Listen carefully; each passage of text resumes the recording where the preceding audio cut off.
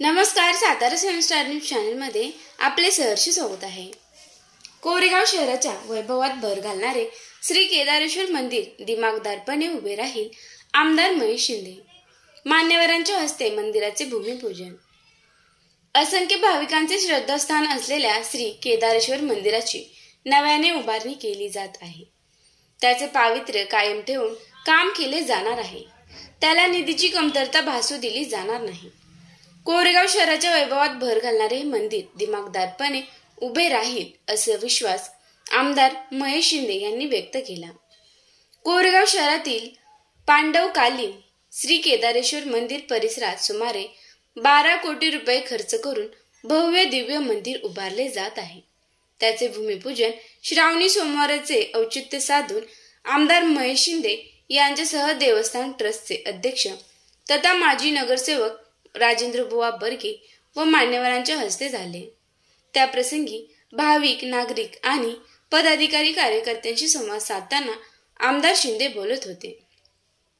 सातारा जिल्हा मध्यवर्ती सहकारी बँकेचे संचालक सुनील खत्री, जिल्हा नियोजन समितीचे सदस्य राहुल प्रकाश बर्गे, कोरेगाव विकास आघाडीचे अध्यक्ष तथा प्रथम नगराध्यक्ष प्रशांत उर्फ राजभाऊ बर्गे, नगराध्यक्ष दीपाली महेश बर्गे, माजी नगरसेवक महेश साहेबराव बर्गे, सचिन भैया बर्गे, माजी उपनगराध्यक्ष सुनीलदादा बर्गे, नितीन उर्फ बच्चू शेठ ओसवाल, कोरेगाव तालुका शेतकरी खरेदी विक्री संघाचे संचालक उदयसिंह बर्गे, ज्येष्ठ व्यापारी जयंती शेठ बहुवा, सुरेश कुलकर्णी, ॲडव्होकेट चंद्रशेखर बर्गे, विलासराव बर्गे, सुरेशाबा बर्गे, काकासाहेब बर्गे, बाबूजी बर्गे, रामकाका बर्गे, दिलीप मामा बर्गे, शिवसेनेचे तालुका प्रमुख संजय काटकर यांच्यासह कोरेगाव विकास आघाडीचे आजी माजी नगरसेवक नगरसेविका उपस्थित होत्या। आमदार महेश शिंदे पुढे म्हणाले की श्रावण महिन्याला अनन्यसाधारण महत्त्व आहे। श्रावणी सोमवारी आपापल्या मंदिराच्या इमारतीचे भूमिपूजन करण्याची संधी मिळाली आहे। हे फार मोठे पुण्याचे म्हणावे लागेल किंवा देवाचा आशीर्वादच आहे। श्री केदारेश्वर मंदिराला पांडवकालीन इतिहास आहे। शहरवासियांनी गेल्या अनेक वर्ष मंदिराचे पावित्र्य टिकवून ठेवले आहे। कोरेगाव शहराचा विकास करत असताना मंदिर परिसराचा विकास करण्याचा मनोमन निर्धार केला होता। त्यासाठी देशभरातील किंबहुना राज्यातील प्रसिद्ध देवस्थान परिसराचा आराखडा विचारात घेऊन कोरेगाव येथील मंदिराची आकर्षक डिझाईन तयार करण्यात आली। हे काम श्री केदारेश्वरच्या आशीर्वादाने पूर्णत्वाकडे लवकरात लवकर जाईल अशा विश्वास देखील त्यांनी व्यक्त केला। यावेळी सुनील खत्री, राहुल बर्गे व महेश साहेबराव बर्गे यांनी मनोगत व्यक्त केले। सोनेरी ग्रुपचे संस्थापक संतोष नलावडे यांनी स्वागत व प्रास्ताविक केले। प्रारंभी आमदार महेश शिंदे यांचे जोरदार स्वागत करण्यात आले। दुपारी 12 वाजता त्यांनी श्री केदारेश्वर मंदिरात आरती केली। त्यानंतर भूमिपूजन समारंभ झाला। राजेंद्र बुवा बर्गे यांनी पूजन केले। तदनंतर मान्यवरांच्या हस्ते भूमिपूजन करण्यात आले। नगराध्यक्षांबरोबरच सर्व महिला नगरसेवकांनी श्रीफळ वाढवला। कार्यक्रमास नगरसेवक साईप्रसाद बर्गे, सागर विरकर, संतोष बर्गे, राजेंद्र वैराट, परशुराम बर्गे, प्रीतम शाह, नगरसेविका स्नेहल आवटे, संजीवनी बर्गे, वनमाला बर्गे, संगीता ओसवाल, शीतल बर्गे यांच्यासह कोरेगाव विकास आघाडी, शिवसेना, भाजपचे विविध पदाधिकारी, महिला आघाडीचे पदाधिकारी व कार्यकर्ते उपस्थित होते।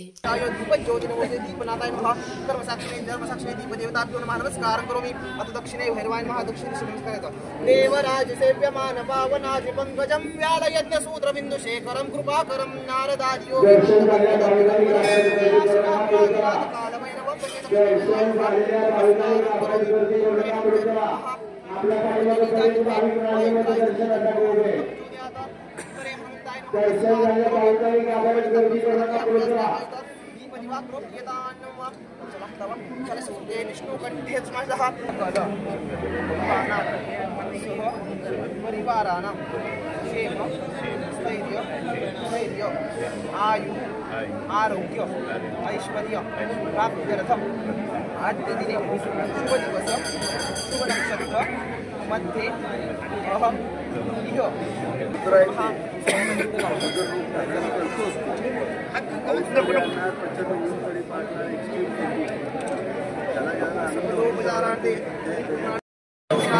देवता हॅलो हॅलो चालले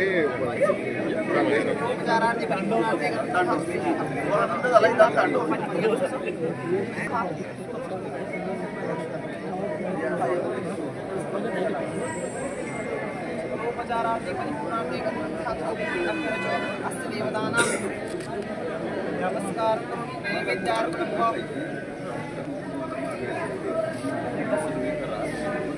बाणाय स्वाहा बाणाय स्वाहा बाणाय नमस्कार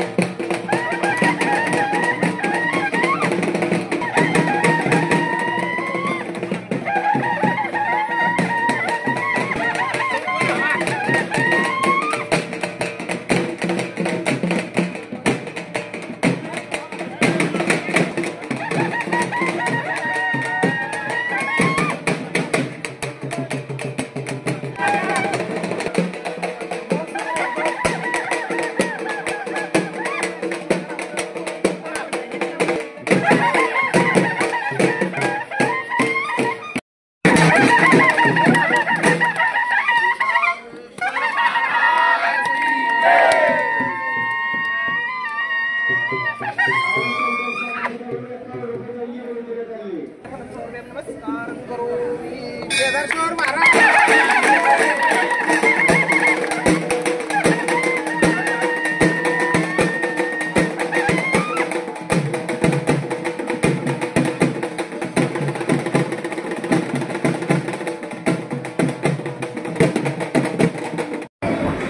जो शब्द दिलाय तो मनापासून पाळलाय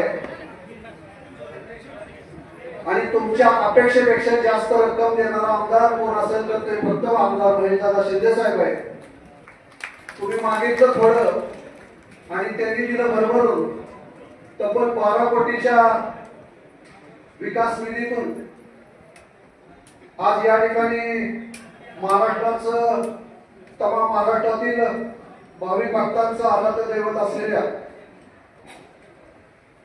पुण्यभूमी श्री केदारेश्वर मंदिराच्या पुनर्निर्माण आणि सुशोभीकरण कामाचा भव्य शुभारंभ कोरेगाव विधानसभा मतदारसंघाचं दमदार आणि विकासरत्न नेतृत्व आमदार महेशदादा शिंदे साहेब यांच्या हस्ते आताच पार पडलं.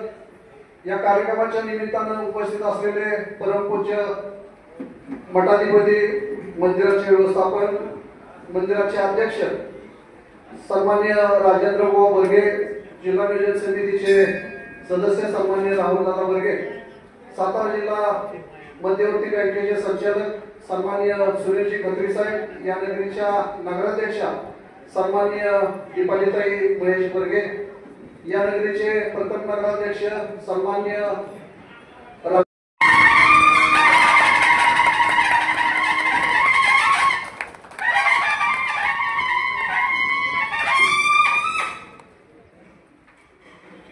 निर्माणासाठी जमलेले आमदार महेशदादा शिंदे साहेब, तसेच केदारेश्वर देवस्थानचे चिन्मयानंद महाराज, तसेच राहुलदादा वर्गे, राजाभाऊ वर्गे, केदारेश्वर मंडळाचे अध्यक्ष राजाभाऊ वर्गे, आमच्या सर्वांचे जिल्हा बँकेचे संचालक खत्री साहेब, ॲडव्होकेट वर्गे काका, सर्व व्यासपीठ. आज खरंच साहेब मनापासून आनंद होतोय. आम्ही मागणी केलेली मागणीपेक्षा भरपूर तुम्ही दिले, म्हणजे मागितलं कमी दिलं जास्त असं झाले. 12 कोटी म्हणजे महाराष्ट्रात एक नंबर असं मंदिर साहेबांनी आपल्याला दिलेलं आहे. स्वतः साहेबांनी डिझाईन केलेलं मंदिर आहे. मागच्या वर्षी ह्याच ठिकाणी ह्याच व्यासपीठावर आरती मंडळ असेल, केदारेश्वर मंडळाचे अध्यक्ष राजाभाऊ वर्गे असतील, आमचे सगळे इथले भक्त असतील, महेश शामराव असतील, सुनील दादा असतील, सगळ्यांनी साहेबांना मागणी केली आणि ती मागणी ह्याच व्यासपीठावर पूर्ण होते. त्याचा मोठा आनंद होतोय. साहेब तुमचं मनापासून आभार, मनापासून ऋणी राहू आम्ही गाववाले सगळेच. इतकं मोठं आम्हाला तुम्ही दिलंय की काय त्यात कुठलीच तुमच्यापर्यंत तुलना होऊ शकत नाही, असं आमचं काम तुम्ही आज केलेलं आहे. शहर असेल, तालुका असेल, मतदारसंघ असेल असाच उभा राहील. कारण तुमच्या इतकं असं चांगलं म्हणजे कालच मी एका ठिकाणी साहेबांबरोबर बाहेर होतो कार्यक्रमाला, तर साहेबांना सांगितलं मी साहेब उज्जैनला गेलो, तर साहेबांनी लगेच सांगितलं नाही आपल्याला महेश सगळ्यांना लक्ष जेवढे आपली तेवढी घेऊन उज्जैनला जायचे. म्हणजे असा विचाराचा आमदार आपल्याला मिळाले. काय आमदार मी माहित नाही, देवळ आहे बोलायचं नाही जास्त. काय आमदार मी मागे बघितले मुंबईत या कुठेतरी जावा, 2 तास घालवा, परत मासे गावा, मटण गावा, अंडी गावा सांगणार आहेत. आणि आमचे आमदार कसे पोरांनो मुंबईत आला एक काम करा, पटकेने पोरांना घरी निघाले. नाही तर ती काय होतं पहिलं वर्ष तिथं जाते 2 तास, परत माघारी आलं की 2 महिन्यात जाऊन 2 मिनिटं इकडून परत तिकडे जाते. असे आमदार आहेत. आपले आमदार हे धार्मिक आहेत, त्यामुळे त्यांच्या पाठीशी काय उभं राहायचं आपण हे लक्षात ठेवा. एवढं बोलतो. आणि दुसरी गोष्ट सगळ्यात महत्वाची साहेबांनी केली, मतदारसंघातले शेतकरी असतील, फुल विक्रेते असतील, माळी समाजाचा आपला बांधव, सगळ्यांसाठी साहेबांनी जी मोठ्या जगात त्याची दखल घेतली गेली ती फुल शेती सगळ्यात आता साहेबांमुळे परत एकदा महाराष्ट्रात आपल्या पुनर्जीवित झालेली आहे. दिवाळी असेल, दसरा असेल, माणसं बांधव पुढे टाकत होती. मी स्वतः शेती केलेली आहे पहिली साहेब. त्यावेळेस दसरा बांधव इतकं वाईट वाटतं, पण हे आज इतकं तुमच्यामुळे सगळे सुप्र होणार आहे. महाराष्ट्रात सगळी तुमच्या शेतकरी पाठीशी आहे. त्यासाठी साहेब आम्ही तुमची वाढदिवसा दिवशी साखर तुला करणार आहे सगळ्या शेतकऱ्यांच्या वतीनं, माळी समाजाच्या आमच्या वतीनं, आणि ती साखर मतदारसंघात वाटणार आहे. त्याबद्दल मी तुमचं मनापासून आभार आणि पुन्हा एकदा आभार मानून थांबतो. खरं तर फक्त कोरेगाव तालुक्यापुरता मर्यादित नसून हा पूर्ण जिल्ह्यातील केदारेश्वर भक्त यांच्यासाठी सुवर्णाक्षरात कोरण्यासारखा साहेब हा आपला दिवस आहे. कारण अतिशय श्रद्धा असणारे हे देवस्थान आणि बऱ्याच वर्ष झालं आमच्या केदारेश्वर कमिटीचे असेल किंवा ह्या कोरेगावच्या सगळ्या ग्रामस्थांचा केदारेश्वर बद्दल की जिवंत व्हावा, हे मंदिर खूप सुंदर व्हावं यासाठी प्रयत्न चालू होते. आमचे राजेंद्र बुवा असतील, नेहमी ह्या मंदिराच्या बाबतीत सुशोभीकरणासाठी, स्वच्छ राहण्यासाठी काय साहेबांच्याकडे छोट्या मोठ्या गोष्टी मागत असतात. की फरशी सुद्धा साहेब आपण इलेक्शनच्या आधी बुवांच्याच मागणीवरून ही आपण बसवलेली, पण ह्याच्यावर आपल्या मतदारसंघाचे लोकप्रतिनिधी एक कल्पक वृत्तीनं पहिल्यापासूनच त्यांना किरकोळमध्ये काही स्वतःलाच आवड नसल्यामुळं साहेब काय म्हणायचे की तात्पुरती दालपती नको, आपल्याला हे महाराष्ट्रातील सुंदर मंदिर बनवू. आणि खऱ्या अर्थी साहेब आज आपल्या माध्यमातून हा कोरेगाव मतदारसंघासाठी अत्यंत आनंदाचा दिवस. आज आपण 12 कोटी प्रत्यक्षात ह्या मंदिराला निधी देऊन थांबला नाही, तर त्या मंदिराची डिझाईन मध्ये स्वतः जातीने लक्ष घालून 3 ते 4 वेळा ह्या मंदिराचं स्ट्रक्चर साहेबांनी बदलायला लावलं आणि अतिशय सुंदर देखणी अशी इमारत आज केदारेश्वर मंदिराची होती. हे खरं तर आपल्यासाठी भाग्याचं आहे. आमदार महेशदादांच्या माध्यमातून लोक उपयुक्त शेतकऱ्यांच्या हिताची पाणंद रस्ते असतील, फुल शेती असेल, त्याचप्रमाणे आज मतदारसंघात कॉन्क्रीटचं जाळं तयार केलं साहेबांनी. आरोग्यावर आज महाराष्ट्रातील सगळ्यात अग्रगण्य काम करणारे आमदार महेश दादा म्हणून ओळख होती.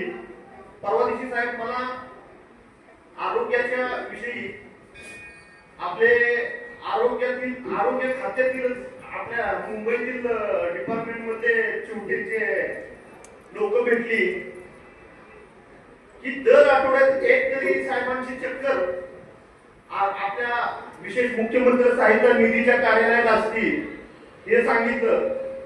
आज ह्या मुख्यमंत्री सहायतेच्या निधीच्या माध्यमातून कोरेगाव शहरातील कितीतरी आरोग्यविषयी पैसे मिळतात. हे पैसे असे सहज भेटत नाही. खरं तर तुम्हाला माहित नसतं तर सांगतो, अशा छोट्या मोठ्या गोष्टीत कुठला आमदार लक्ष घालत नाही, कारण असे निधी मिळवून देण्यासाठी. पण साहेब स्वतः जातीनं मी दरवेळी बघतो की किती मोठी विकास कामं असली तरी आपल्या कोरेगावातील एखाद्या गरीब कुटुंबाला 1 लाख रुपये 1.5 लाख रुपये मदत व्हावी म्हणून हे प्रयत्नशील असतात. आणि त्यामुळे ह्या कोरेगाव मतदारसंघात गोरगरिबांच्या सुद्धा अडचणी सोडवतात. आणि आज साहेब आपल्या माध्यमातून खऱ्या अर्थी एक श्रद्धेचं सगळ्या मतदारसंघातील सगळ्या भाविकांचं आज तुम्ही स्वप्न साकार केलं. आपल्याला नक्कीच केदार चरणी प्रार्थना करतो की हे असं नेतृत्व आम्हाला भेटलं हे आमचं भाग्य तर आहे. पण नक्कीच केदारेश्वरची पण कृपा आपल्या इथून पुढे राहणार आहे. आणि हे फार जागृत देवस्थान आहे साहेब. त्यांच्या आशीर्वादानं या मतदारसंघाचं आणि आपलं सुद्धा फार मोठं भविष्य आम्हाला दिसतंय. आणि नक्कीच हा कोरेगाव मतदारसंघ आपल्या बरोबर या निमित्तानं कायमच बरोबर राहील ही सुद्धा या कार्यक्रमाच्या निमित्तानं आशा व्यक्त करतो. आणि माझी थोडीशी भाषण नंतर सांगितलं असा दोन अक्षरात येऊन ठेवण्यासारखा दिवस आहे की कोरेगाव तालुक्यातील पेक्षा कोरेगाव शहरातील लोकांची मनापासून इच्छा होती या देवळाचं जीर्णोद्धार व्हावं, चांगल्या पद्धतीने देवळाची रचना व्हावी, देवळ चांगल्या पद्धतीने बांधावं.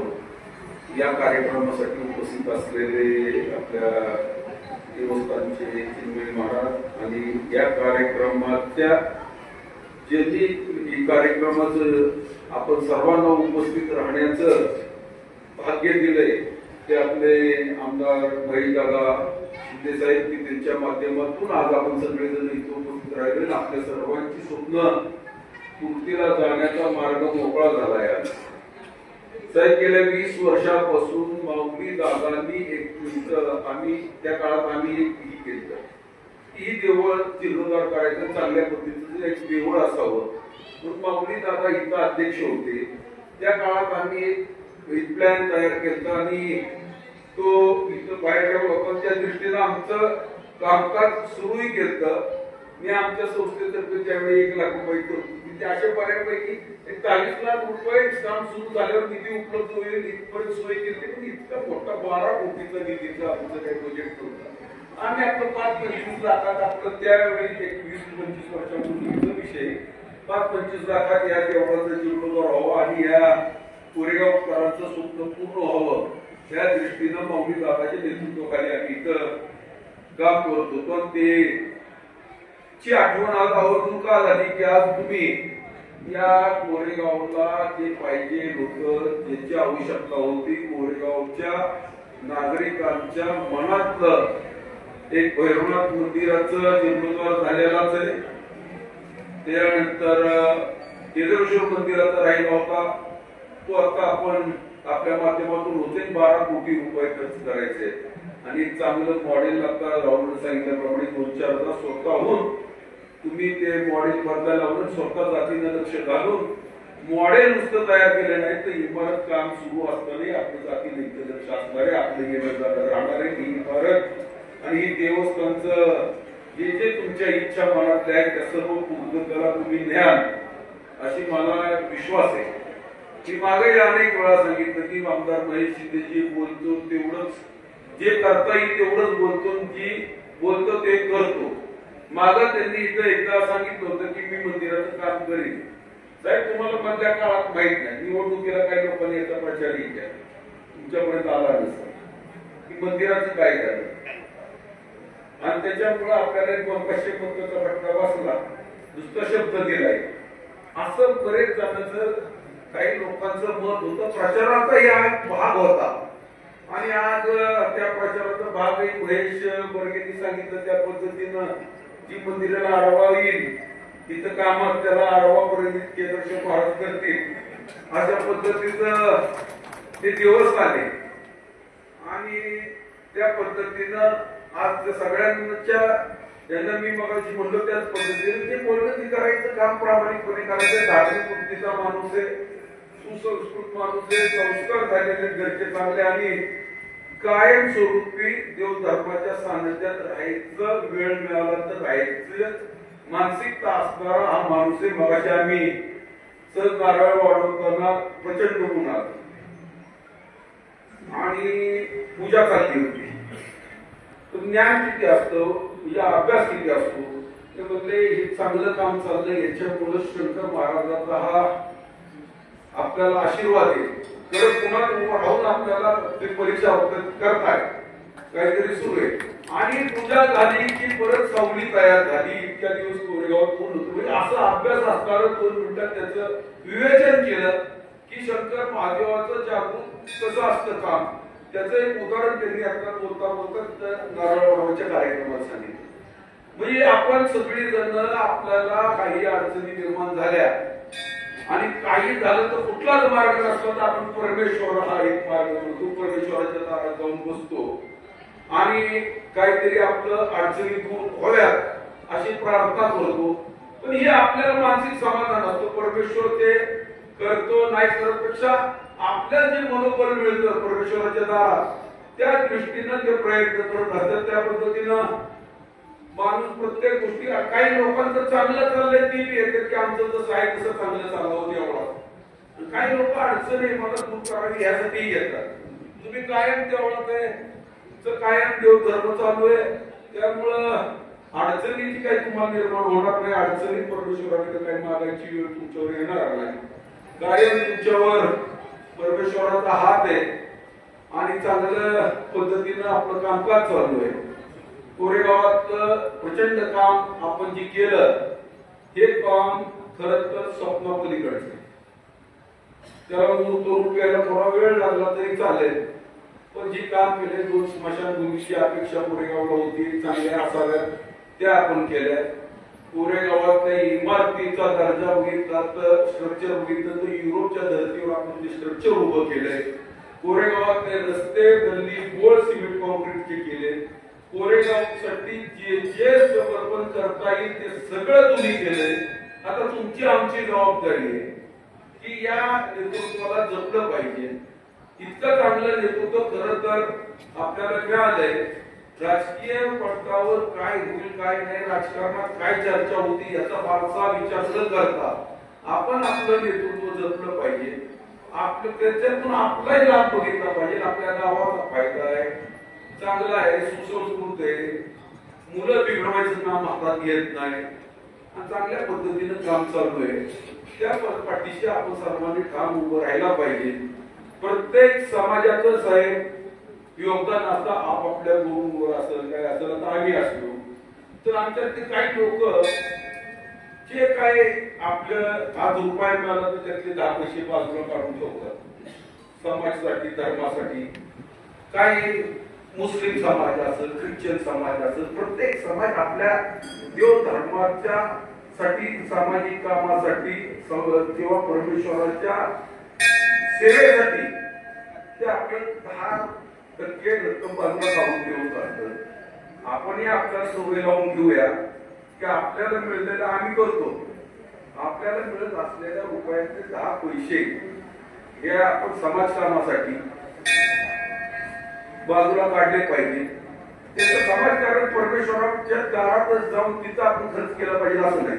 गोरगरिबांना ही मदत झाली, एखाद्या अडचणीत असलेल्या कुटुंबाला मदत केली. साहेबांच्या माध्यमातून जसं परमेश्वराच्या बाबतीत देव धर्म सुसंस्कृतपणे याच्यात संस्काराच्या बाबतीत ज्या पद्धतीनं काम आहे तसंच त्यांचं गोरगरिबांना ज्या डोक्यावर हात आहे.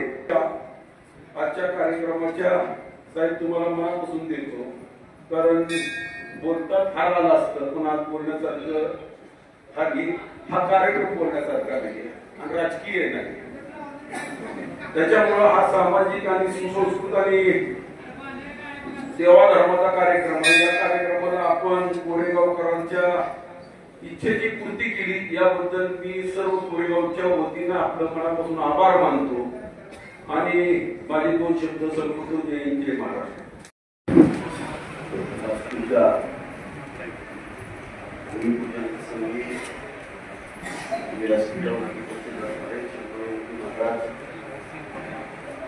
मार्गदर्शक जिल्हा बँकेचे संचालक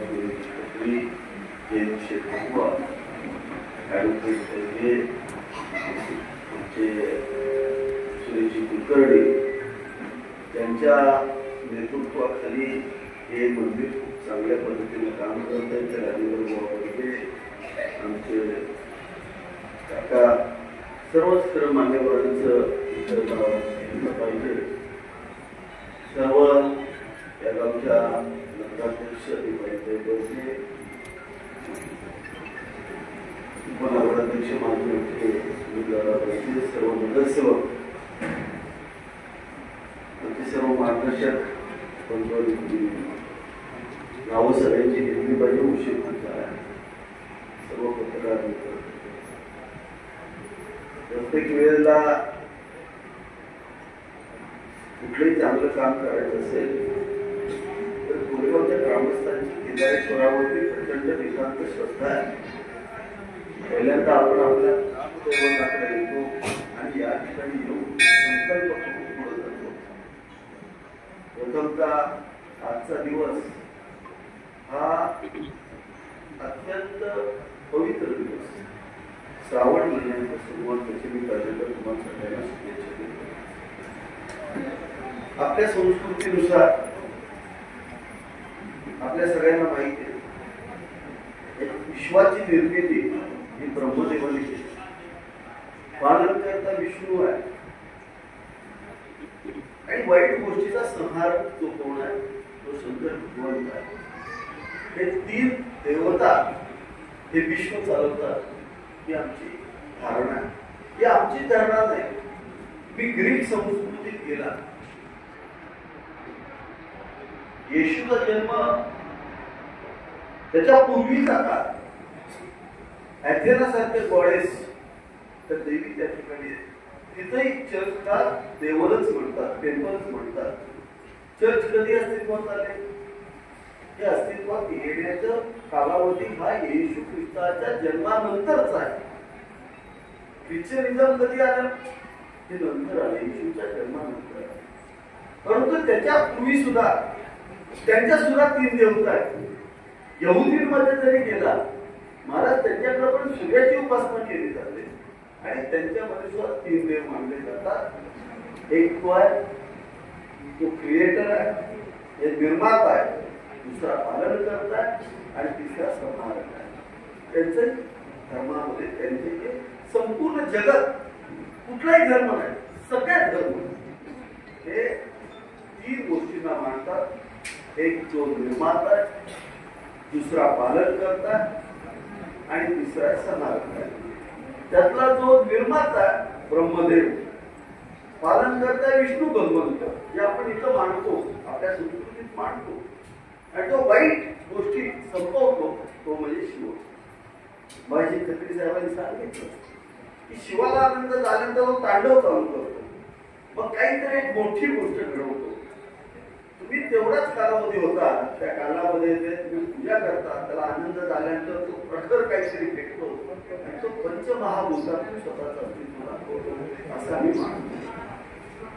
हे पंचमहाभूताच्या माध्यमातून, हे सूर्याच्या माध्यमातून वादळ देईल, प्रचंड पाऊस आणेल, विजा कडकडेल आणि तो त्याची दाहकता तो दाखवतो आणि ते त्याने दाखवलं. म्हणून केदारेश्वर हे आपण का म्हणतो? त्याच्यात शक्ती आहे, जागरूकता आहे. त्याची सेवा केल्यानंतर आपल्याला कसा प्रत्यय येतो तो आपल्याला मगाशी बुवा दिसला. तुम्ही बसला होता, हा महाराजांना कुठला होता, सगळे महाराज निघाले होते. त्याची दाहकता तो दाखवायची ताकद त्याच्याकडे लक्षात घ्या. म्हणून आपण त्याची पूजा करतो. श्रावण महिन्यामध्ये आपण शाकाहारी होतो. श्रावण महिन्यामध्ये आपण भगवंताची पूजा करतो. का करतो? निसर्गामध्ये पावसामुळं जे पक्षी प्राणी हे बीन घालतात, अंडी देतात, त्यांची पिल्लं तयार होतात, त्यांना कुठलाही त्रास झाला नाही पाहिजे, निसर्गाला मनुष्य प्राण्यापासून त्रास झाला नाही पाहिजे, म्हणून शास्त्रीय कारण म्हणून आपण श्रावण महिन्यात तपास. दुसरं कारण, श्रावण महिन्यात उपास तपास काय करायचे? पावसाळा चालू झालेला असतो, पंचमहाभूतामध्ये आपण पाणी असेल, अन्नधान्य असेल, त्याच्यामध्ये आपण मनुष्याने केलेली घाण त्या ठिकाणी गेलेली असते आणि ते दूषित झालेलं असतं. उपास तपास पाळल्यामुळं आपल्याला त्याच्यापासून वाचता येतं, आपलं शरीर आरोग्य व्यवस्थित राहतं. हे शास्त्रीय कारण फार चांगलं आहे आणि आध्यात्मिक प्रगती होते. विषाणूची वाढ झालेली असते पावसामुळं आणि मग जर आपण जास्त खाल्लं तर आपल्याला रोगराई काढण्याची शक्यता असते, म्हणून उपास तपास केले जातात. आपली सगळी संस्कृती ही संपूर्ण शास्त्रावरती आधारित आहे, आरोग्यशास्त्रावरती आधारित. 5 मिनिट बोलणार आणि जाणार आहे. फार महत्वाचं आज खरं तर रुद्राचा दिवस आहे. रुद्र म्हणजे शंकर भगवंत का श्रेष्ठ मानला जातो? ब्रह्मा आणि विष्णू मध्ये भांडण चालू होतं, मी मोठा का तू मोठा, आख्यायिक असेल पण पुराणामध्ये एक म्हणतो, ब्रह्मदेव म्हणतो अरे मीच सगळं तयार केलं, अहंभाव तयार करून मी सगळं तयार केलं, विश्व मी तयार केलं. विष्णू भगवंत म्हणतो अरे मी पालन करताय, मी ह्याला व्यवस्थित सांभाळून ठेवलंय. दोघांची भांडणं चालू होतात, सगळे चिंतित होतात. शंकर भगवंताला सगळे याचना करतात की या दोघांच्यातलं मिटव काहीतरी करून. मग शंकर भगवंत त्यांच्यामध्ये एक मोठी अशी तेजस्वी शिळा तयार करतो, दोघांच्या मध्ये शिळा तयार करतो आणि त्या दोघांना म्हणतो, ब्रह्मदेवाला म्हणतो तू याच्या मुळाशी जा, तू मुळाशी गेला तर तू सर्वश्रेष्ठ. आणि विष्णू भगवंताला सांगतो तू वर जा, तर ते जातात. ब्रह्मदेव वर जातो. वर जात असताना ब्रह्मदेवाला जसा वर जातो, हजारो वर्ष वर जातो, पण त्याला ती काही शिळा कुठून उत्पत्ती झाली हे त्याला सापडत नाही. विष्णू भगवंत तळात जातो, त्यालाही सापडत नाही. दोघेही 1000 वर्षांच्या जागेवर येतात आणि भगवंताला म्हणतात, विष्णू भगवंत म्हणतात, महादेवा मला काही तुझा तर सापडला नाही, तो सत्य बोलतो आणि सांगून टाकतो, तू आघात आहेस. ब्रह्मदेव हुशार असतो. ब्रह्मदेवाला येता येता केतकीचं फुल सापडतं, त्याच्यावरून पडलेलं असतं, केतकीचं फुल सापडतं. केतकीच्या फुलाला म्हणतो, अरे तू माझ्या बरोबर चल, म्हणजे जे वर ठेवलेलं जे फुल आहे ते मी घेऊन आलो, हा आणि दाखला देऊ आणि मी तिथे जिंकेल आणि मी सर्वश्रेष्ठ. ब्रह्मदेव म्हणतात, अरे तू चल माझ्या बरोबर खाली. केतकीचं फुल म्हणतं, मी नाही बाबा, त्याचं रौद्र रूप आहे, तू काहीतरी करेल माझं वाटलं होईल, मी नाही तिच्यात सहभागी होणार नाही. तो त्याला थोडस प्रलोभन देतात केतकीच्या फुलाला आणि ते खाली करतात.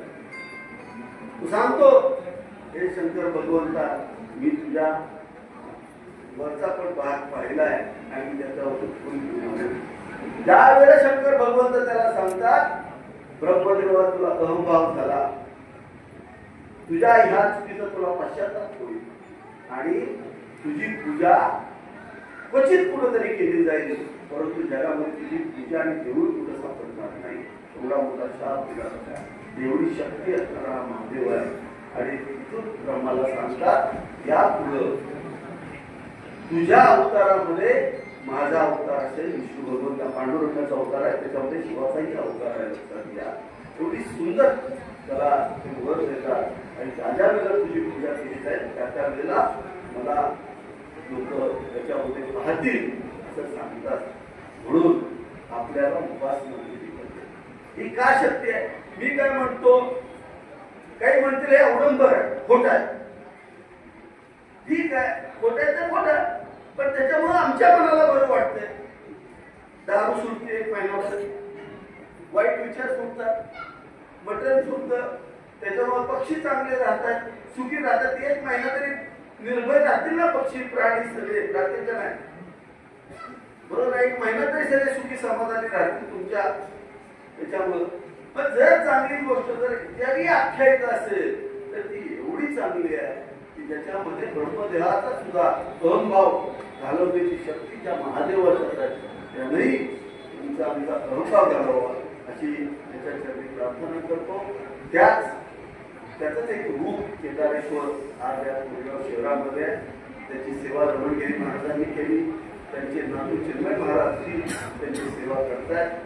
महाराज आपल्यालाही ब्रह्मज्ञान प्राप्त या केदारेश्वर महाराजांनी याच ठिकाणी द्यावं अशी त्याच्यासाठी प्रार्थना करतो. आपल्या हातातून सर्व समाजाची सेवा घडावी अशी आपण सर्वांना विनंती करतो. आणि एक सुंदर असं आज वास्तू या ठिकाणी उभी करावी. त्याचं मंदिरात रूपांतर तुम्ही करायचे. आम्ही वास्तू उभी करणार आहे.